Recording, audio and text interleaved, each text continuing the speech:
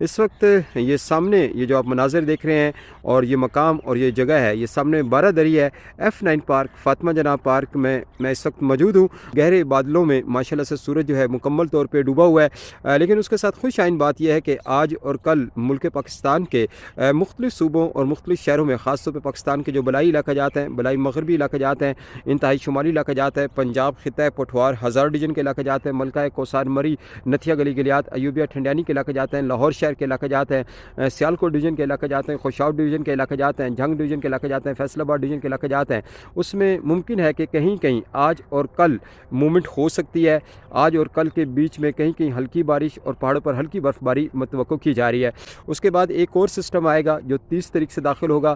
30، 31 اور پھر اس کے بعد 7 جنوری 2025 کے دوران بھی اس میں کشمیر میں بھی بارشیں اور برف باری کا پہلے اثر انداز کرے گا،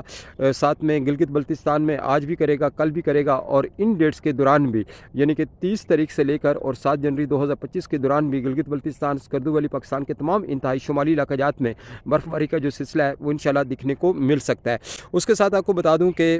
مغربی جو ہوائیں ہیں یہ ملک پاکستان میں روزانہ کی بنیاد پر کہیں ہلکے کہیں گہرے بادل تشکیل پائیں گے، اور پنجاب کے مشرقی وسطی جو علاقہ جات ہیں یہاں پر دھند کا جو سلسلہ ہے یہ روزانہ کی بنیاد پر آپ کو دکھنے کو ملے گا، کہیں ہلکی تو کہیں گہری دھند ہوگی۔ اور ساتھ میں آپ کو بتائیں کہ